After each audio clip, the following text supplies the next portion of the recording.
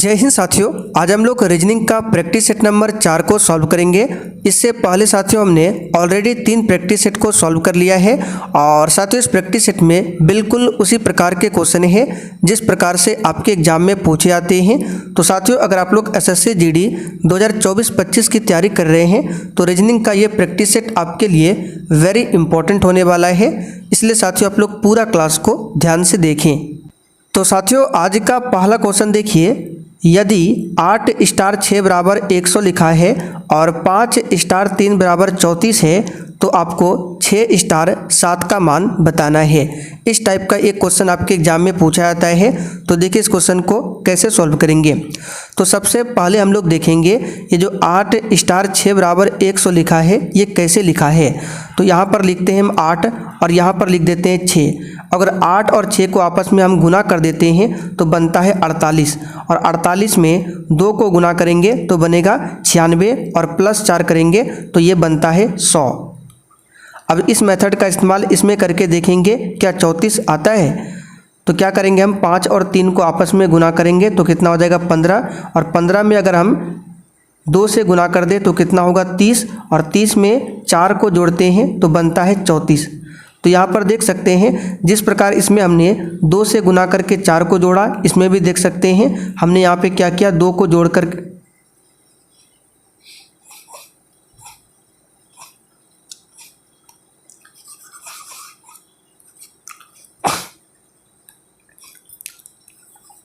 पूछा जाता है। तो साथियों आज का पहला क्वेश्चन देखिए, यदि 8 स्टार 6 बराबर 100 लिखा है और 5 स्टार 3 बराबर 34 है तो आपको 6 स्टार 7 का मान बताना है। इस टाइप का एक क्वेश्चन आपके एग्जाम में पूछा जाता है। तो देखिए इस क्वेश्चन को कैसे सॉल्व करेंगे। तो सबसे पहले आपको देखना पड़ेगा 8 स्टार 6 को 100 कैसे लिखा है। तो एक काम करते हैं, यहाँ पर हम लिखते हैं 8 और यहाँ पर लिखते हैं 6 और दोनों को अगर आपस में गुना कर दें तो कितना होगा, तो ये हो जाएगा 48। लेकिन हमको तो यहाँ पर 100 पुराना है तो हम क्या करेंगे 48 में 2 को गुना कर देंगे तो ये हो जाएगा 96 और 96 में अगर हम 4 को ऐड कर देते हैं तो ये बन जाता है 100। यानी कि हमारा लॉजिक क्या है, गुना 2 करके प्लस 4 करना है। तो इसमें भी देखेंगे 5 गुना 3 करेंगे तो कितना होगा 15। तो इसमें भी क्या करेंगे हम गुना 2 करेंगे और प्लस 4 करेंगे तो 15 दूनी 30 और 4 कितना होता है तो 34। यानी कि इस लॉजिक से दोनों का यहाँ जो 100 लिखा है और ये 34 लिखा है ये आ रहा है। तो इसका आंसर हम लोग इससे निकाल सकते हैं। तो 6 गुना 7 करते हैं तो होता है 42 और 42 में अगर 2 से गुना कर देते हैं तो ये होता है 84 और 84 में अगर हम 4 को ऐड करते हैं तो बनता है 88। लेकिन एक भी ऑप्शन में 88 नहीं दिया हुआ है, यानी कि हमने जो लॉजिक सोचा ये क्या है, गलत है। तो यहाँ पर देखिए हम लोग किस लॉजिक का प्रयोग करेंगे। तो यहाँ पर हम देखिए 8 और 6 को गुना नहीं करेंगे, 8 का स्क्वायर करेंगे और 6 का स्क्वायर करेंगे और दोनों को जोड़ेंगे। तो 8 का स्क्वायर 64, 6 का स्क्वायर 36 और 64 और 36 को जोड़ेंगे तो ये बनता है 100। यहाँ पर देख सकते हैं 100 लिखा है।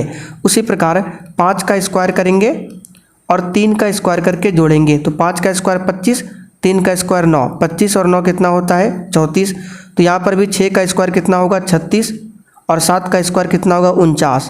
अब दोनों को जोड़िए 6 और 9 15, 3 4 7 और 1 8, 85। यहाँ पर देख सकते हैं कि बी ऑप्शन में 85 दिया हुआ है। तो आपको क्या करना है, इस टाइप का क्वेश्चन जब भी मिले तो आपको सबसे पहले गुना करके देखना है फिर स्क्वायर करके देखना है। चलिए आगे बढ़ते हैं। क्वेश्चन नंबर दूसरा, दिए गए शब्द में वेन आरेख का सही संबंध बताना है। वेन डायग्राम का क्वेश्चन है।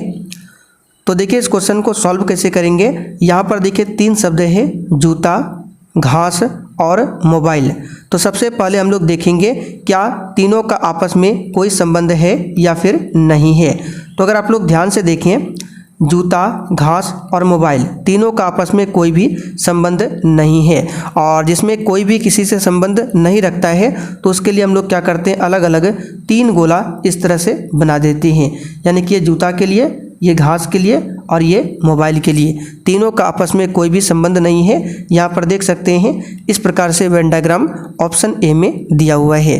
तो साथियों उम्मीद करते हैं ये आपको समझ में आया होगा और देखिए जो भी चैनल पर पहली बार आए हैं आप लोग चैनल को सब्सक्राइब कर लीजिए और आप लोग क्लास टाइमिंग को ज़रूर नोट कर लीजिए। ये क्लास आपको डेली शाम 7:30 बजे दिया जाता है। चलिए अब क्वेश्चन नंबर 3 को सॉल्व कीजिए। दी गई आकृति में प्रश्नवाचक चिन्ह की जगह पर कौन सा अंक होगा आपको बताना है, यानी कि यहाँ पर कौन से संख्या होगा ये आपको बताना है। साथियों इस प्रैक्टिस सेट में हमने हर टाइप के क्वेश्चन को इसमें ऐड किया है। आप लोग देख सकते हैं टोटल 10 क्वेश्चन है और ये आपको डेली प्रैक्टिस सेट मिलेगा।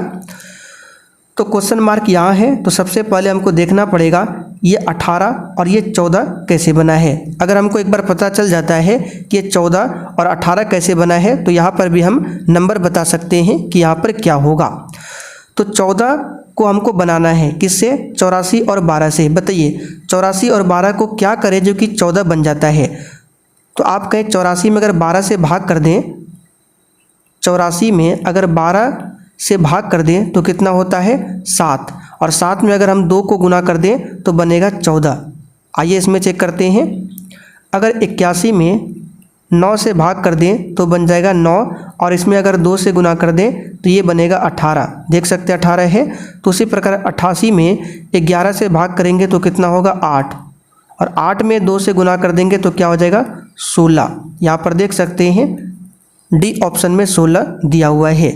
तो साथियों उम्मीद करते हैं आपका भी आंसर 16 आया होगा। चौथा क्वेश्चन देखिए, जब MN रेखा पर दर्पण रखा जाता है तो निम्न आकृति का दर्पण प्रतिबिंब चुने। इस टाइप का क्वेश्चन भी आपके एग्जाम में पूछे आते हैं, तो ध्यान से इसे सॉल्व कीजिए। और देखिए पहले आप लोग खुद से सॉल्व करने का प्रयास कीजिए। अगर आपसे सॉल्व नहीं होता है तो ही आपको आगे वीडियो को देखना है।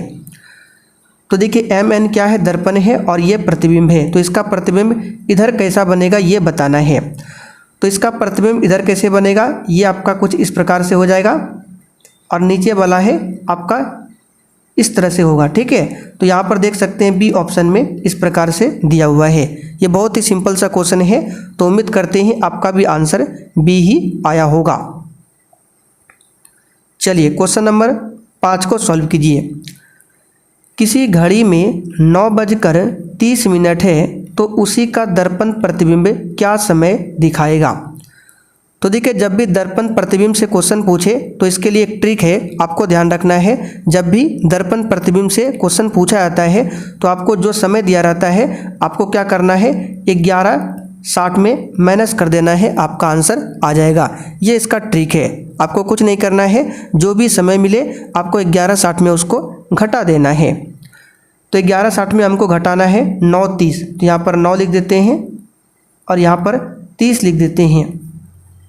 अब 0 में 0 जाएगा 0, 6 में 3 जाएगा 3, और यहाँ पे 11 में 9 जाएगा 2, यानी कि 2:30 होगा। यहाँ पर देख सकते हैं ऑप्शन ए में 2:30 दिया हुआ है। तो उम्मीद करते हैं ये लॉजिक आपको समझ में आया होगा। और देखिए साथियों जिन्होंने अभी तक सेशन को लाइक नहीं किया है, अगर आपको सेशन पसंद आता है तो आप लोग सेशन को लाइक जरूर करें। चलिए छठा क्वेश्चन देखिए, कथन और निष्कर्ष का। वेरी इंपॉर्टेंट क्वेश्चन है, इस टाइप का क्वेश्चन एग्जाम में बार बार पूछा जाता है। तो देखिए इस टाइप के क्वेश्चन को कैसे सॉल्व किया जाता है आइए आपको सिखाते हैं। तो इसमें देखिए एक कथन होता है और एक निष्कर्ष होता है। तो हम लोग क्या करते हैं, कथन का एक आरेख बनाते हैं। ठीक है, कथन का एक आरेख, इसको डायग्राम के रूप में इसको दर्शाते हैं कथन को, फिर निष्कर्ष को उससे मैच कराते हैं। तो आइए बनाते हैं। चलिए तो पहला कथन क्या है, सभी वर्ष दिनांक है। तो हम क्या करते हैं, दिनांक के लिए एक गोला बनाते हैं। तो यहाँ पर हम क्या करते हैं, मान लीजिए ये आपका क्या है, दिनांक का गोला है, और क्या बोला गया है, सभी वर्ष। यहाँ पर ध्यान दीजिए, जितने भी वर्ष है वो क्या है, दिनांक है, यानी कि जितने भी वर्ष होंगे वो दिनांक के अंदर में आएंगे। तो हम क्या करेंगे, वर्ष के लिए एक गोला बनाएंगे अंदर में। ठीक, और यहाँ पर लिख देते हैं ये गोला आपका किसके लिए है, वर्ष के लिए, और बाहर वाला जो है ये आपका दिनांक के लिए है। फिर से इसको समझाते हैं, क्या है, सभी वर्ष, यानी कि जितने भी वर्ष है वो दिनांक है, यानी कि जितने भी वर्ष होंगे वो दिनांक के अंदर में आएंगे। दूसरा कथन क्या है, कोई भी दिनांक दिन नहीं है। तो इसमें 3 शब्द है, वर्ष है, दिनांक है और क्या आपका दिन है। तो वर्ष और दिनांक का तो आरेख हमने खींच दिया। अब बोल रहा है कि कोई भी दिनांक, यानी ये जो दिनांक है कोई भी दिनांक दिन नहीं है। तो दिन के लिए हम क्या करेंगे, एक अलग से गोला बनाएंगे कुछ इस प्रकार से। अब हमने दिन के लिए गोला यहाँ पर क्यों बनाया आइए आपको बताते हैं। तो पहला कथन था कि सभी वर्ष दिनांक के अंदर में है। दूसरा कथन है कोई भी दिनांक दिन नहीं है, यानी कि कोई भी दिनांक जो है ये दिन नहीं है, यानी कि दिनांक और दिन में कोई भी आपस में संबंध नहीं है। इसलिए हमने क्या किया, दिन के लिए अलग से गोला बनाया। अब निष्कर्ष को देखते हैं। तो पहला निष्कर्ष क्या है, कुछ वर्ष दिन है। चेक करते हैं क्या कुछ वर्ष दिन है। तो देखिए यहाँ पर वर्ष है और यहाँ पर दिन है, यानी कि वर्ष के लिए गोला ये है और दिन के लिए गोला ये है। तो आपस में कोई संबंध है, तो आप कहेंगे नहीं। तो पहला कथन आपका क्या होगा, गलत होगा। दूसरा कथन क्या है, कोई भी दिन दिनांक नहीं है। आइए चेक करते हैं। यहाँ पर देखिए ये दिन का गोला है और ये दिनांक का गोला है, और बोल रहा है कि कोई भी दिन दिनांक नहीं है। बिल्कुल सही है, दिनांक अलग है और दिन क्या है, अलग है। तो यहाँ पर देखिए ये क्या है, कथन आपका सही है, लेकिन ये कथन क्या था, गलत था। यहाँ पर बोल रहा है कि कुछ वर्ष दिन है। तो यहाँ पर देखिए वर्ष ये है और दिन ये है, तो ये कथन आपका गलत हो जाएगा। लेकिन दूसरे में बोल रहा है कि कोई भी दिन दिनांक नहीं है। तो यहाँ पर देख सकते हैं दिन का गोला ये है, दिनांक का गोला ये है, आपस में कोई भी संबंध नहीं है। और कथन निष्कर्ष भी वही बोल रहा है कि कोई भी दिन दिनांक नहीं है, यानी कि दूसरा कथन हमारा क्या है, दूसरा निष्कर्ष हमारा क्या है, सही है। तो ऑप्शन ए देखिए, केवल निष्कर्ष एक तर्कसंगत है, बिल्कुल गलत है, ये आपका सही नहीं है। निष्कर्ष 1 और 2 दोनों ही तर्कसंगत नहीं है, ये भी गलत है। या तो निष्कर्ष 1 अथवा 2 तर्कसंगत है, ये भी गलत है। केवल निष्कर्ष 2 तर्कसंगत है। कहने का मतलब है कि निष्कर्ष 2 जो है ये सही बोल रहा है कि कोई भी दिन दिनांक नहीं है। तो इसका आंसर क्या हो जाएगा, आपका डी ऑप्शन हो जाएगा इसका आंसर। ठीक है, और भी इस टाइप के क्वेश्चन हम आपको प्रैक्टिस सेट में सॉल्व कराएंगे। धीरे धीरे आपको सब समझ में आएगा, बस आप लोग डेली क्लास को कीजिएगा। चलिए क्वेश्चन नंबर 7 देखिए, उस विकल्प की पहचान करें जो तीसरी आकृति से उसी प्रकार संबंधित है जिस प्रकार दूसरी आकृति पहली आकृति से संबंधित है। यानी कि जिस प्रकार ये पहला जो फिगर है दूसरे फिगर से संबंधित है, उसी प्रकार आपको बताना है ये तीसरा फिगर चौथा से किस प्रकार संबंधित होगा। तो पहले फिगर को अगर ध्यान से देखें तो अंदर में क्या है, त्रिभुज, और दूसरे वाले में क्या किया गया है कि त्रिभुज को बड़ा कर दिया गया है और बाहर में जो ये है आपका, इसको अंदर कर दिया गया है। तो इसमें भी क्या करेंगे, अंदर में ये है तो ये आपका बाहर में हो जाएगा। देख सकते हैं सी ऑप्शन में बाहर में दिया है, और ये जो है 1 2 3 4 5 पंचभुज, इसको अंदर कर दिया गया है। तो इसका आंसर क्या होगा, सी ऑप्शन। और देखिए अगर आपको किसी भी क्वेश्चन में डाउट होता है तो आप लोग कमेंट करके पूछ सकते हैं। क्वेश्चन नंबर 8 देखिए, उस विकल्प का चयन करें जो तीसरे शब्द से उसी प्रकार संबंधित है जैसा कि पहला शब्द दूसरा शब्द से। ठीक है, ये शब्द एनालॉजी का क्वेश्चन है। तो लोहा को यहाँ पर Fe लिखा गया है, तो चांदी को क्या लिखा जाएगा। देखिए जीके जीएस से संबंधित क्वेश्चन है। तो लोहा का सिंबल क्या होता है, Fe, तो चांदी का सिंबल क्या होगा, तो आप कहेंगे Ag। यहाँ पर देख सकते हैं सी ऑप्शन में दिया हुआ है, नॉर्मल सा क्वेश्चन है। क्वेश्चन नंबर 9 को सॉल्व कीजिए। किसी सांकेतिक भाषा में MOM को 11 लिखा गया है, तो DAD को क्या लिखा जाएगा। तो सबसे पहले क्या करेंगे, यहाँ पर लिखेंगे MOM और सभी का कोड लिखेंगे। तो M का कोड क्या होता है, तो आप कहेंगे M आपका आता है 13वें स्थान पर। O की बात करें तो O आपका आता है 15वें स्थान पर, और M की बात करें M आपका आता है 13वें स्थान पर। तो हमको 11 पुराना है, तो बताइए क्या करें तीनों को जो कि 11 पूरेगा। तो 13 और 13 को अगर हम जोड़ देते हैं तो बनेगा 26, और बीच वाले को माइनस कर देते हैं तो ये बनता है 11। तो उसी प्रकार D आपका चौथे स्थान पर, A पहले स्थान पर, D चौथे स्थान पर। दोनों को जोड़ देंगे तो होगा 8, और 8 में बीच वाले 1 को घटाएंगे तो ये बनेगा 7। यहाँ पर देख सकते हैं ऑप्शन ए में 7 दिया हुआ है। चलिए आज का आखिरी क्वेश्चन 10 नंबर है। सबसे पहले ऑप्शन को सही कर लीजिए, यहाँ पर 10 होगा।